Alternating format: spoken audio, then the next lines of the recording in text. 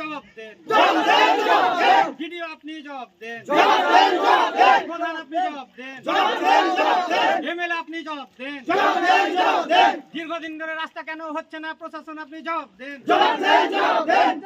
এতদিন ধরে আমরা ভোট দিচ্ছি কি জন্য, আমাদের দাবি কেন মানা হচ্ছে না, কেন হচ্ছে না, প্রশাসন আপনি জবাব দেন। রাস্তা আমাদের করে দিতেই হবে, রাস্তা কেন হচ্ছে না, জবাব চাই, জবাব চাই। বেহাল রাস্তা, রোগীকে হাসপাতালে নিয়ে যেতে ভরসা খাটিয়া। প্রতিবাদে ধানের চারা রোপণ করে বিক্ষোভ স্থানীয়দের। 3 কিলোমিটার মাটির রাস্তা বর্ষাকালে চলাচলের অযোগ্য, কর্দমাক্ত জলাভূমি আকার নিচ্ছে রাস্তা। যে রাস্তা দিয়ে পায়ে হেঁটে চলাচল করা হচ্ছে দায়। খাটিয়াতে করে নিয়ে যাওয়া হচ্ছে রোগীকে, কারণ অ্যাম্বুলেন্স ঢোকার কোনো উপায় নেই। এদিকে রাস্তার এই বেহাল দশা নিয়ে শুরু হয়েছে রাজনৈতিক চর্চা। তৃণমূলকে তীব্র আক্রমণ করেছে বিরোধীরা। রাজনীতি এখন হচ্ছে খেলা মেলা, অনুদান নেই, ব্যস্ত। প্রাকৃতিক মানুষের জীবনযাত্রার যেটা সবচেয়ে গুরুত্বপূর্ণ, রাস্তা, বিদ্যুৎ, পানীয় জল, স্বাস্থ্য, এগুলোর ক্ষেত্রে কোনো সরকারের কোনো খেয়াল নেই।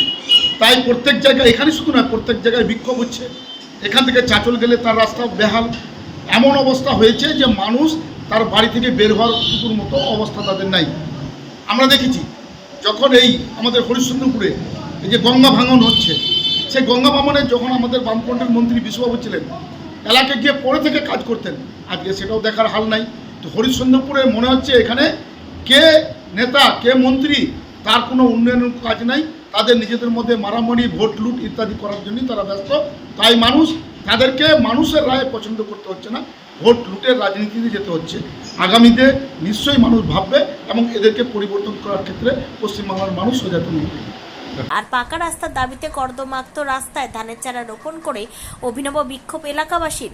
স্বাধীনতা 77 বছর পরেও মালদার হরিশ্চন্দ্রপুর 2 নম্বর ব্লকের মালিয়র 2 নম্বর গ্রাম পঞ্চায়েতের কাতলামারি গ্রামে 3 কিলোমিটার কাঁচা রাস্তা আজও পাকা হলো না। বর্ষায় কর্দমাক্ত পথ দিয়ে প্রাণের ঝুঁকি নিয়ে পারাপার করতে হয় 8 থেকে 80 সকলকে।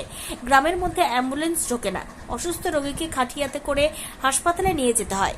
স্থানীয় জনপ্রতিনিধি থেকে শুরু করে প্রশাসনিক আধিকারিকদের একাধিকবার জানিয়েও হয়নি কোনো কাজ। প্রশাসনিক উদাসীনতার জন্য এই অবস্থা বলে অভিযোগ স্থানীয়দের। আছি যে আমাদের রাস্তাটা হচ্ছে না, দীর্ঘ 100 বছর হয়ে গেল, আমাদের দাদারাও দেখতে পাইনি, আমার বাবেরাও মানে বুড়ো হয়ে গেল, ওরাও দেখতে পাইনি। আমরা যে ইয়াং জেনারেশন এই স্কুল যাচ্ছি, কলেজ যাচ্ছি, রাস্তা দেখতে পাচ্ছি না, এই কাদাতেই সব হেঁটে যাচ্ছে। তারপর হলো যে অসুখ বিসুখ পড়ছে, সব কাঁধে করে নিয়ে যাচ্ছে, কি খাটলাতে করে নিয়ে যাচ্ছে, আপনি তো হয়তো করলেন। তারপর স্কুলের বাচ্চা টাচ্চাগুলো যাচ্ছে, এই সব ডেলিভারির সমস্যা, বহু একদম কাদার উপর দিয়ে সবাইকে যেতে হয়। আপনারা কতদিন ধরে এই সমস্যায় ভুক্তভোগী? সারা জীবন যতদিন থেকে দেখছি। যখন ভোটের সময় যখন নেতা মন্ত্রীরা ভোট চাইতে আসছে, তারা আশ্বাস কি দিচ্ছে আপনাদের? বলছে কি রাস্তা করে দিব, ভোটটা দাও, এবছর মানে ভোটটা হলেই ভোটের পরে রাস্তাটা হবে। তো নেতা মন্ত্রী তো ভোটে জিতেছে, তারা কি আদৌ পর্যন্ত কি আপনাদের আশ্বাস পূরণ করেছে? না, পূর্ণ করেনি এখনো পর্যন্ত। আবার তো 26-এ ভোট, আপনারা কি ব্যবস্থা নেবেন এবার? আমরা যতক্ষণ রাস্তা না হবে ততক্ষণ ভোট কাউকে দেবো না। তাই কাঁচা রাস্তা পাকা করার দাবিতে সোমবার সকালে রাস্তায় ধানের চারা রোপণ করে বিক্ষোভ দেখালেন কাতলামারি গ্রামের বাসিন্দারা। খুব শীঘ্রই রাস্তা মেরামতের কাজ শুরু হবে আশ্বাস দিলেন পঞ্চায়েতের উপপ্রধান। কতদিন আগে ইনকোয়ারি হয়েছে? মোটামুটি 3 মাস আগে, ঠিক আছে, 3 মাস আগে ইনকোয়ারিটা হয়েছিল। তো আমি রাজ্যতে জ্বালাচ্ছিলাম মোটামুটি আমাদের কাতলামারির উত্তর মাথা থেকে। তো এনএস সাহেব কত দূর যায়নি, এই মসজিদ পাড়া থেকে কালভিট অব্দি মানে যে ইনকোয়ারি করে গেছে। উনি আমাকে বলেছে কি যে 90 লাখ টাকার মতন আমি টেন্ডারটা পাঠালাম।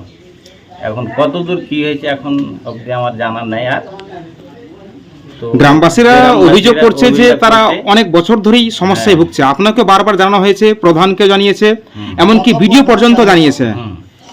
শুধু আশ্বাসটুকু মিলছে কিন্তু কাজ হচ্ছে না। আজকে আপনি সেই আশ্বাসটুকু দিচ্ছেন, কিন্তু আদৌ কি কাজ হবে মনে হচ্ছে?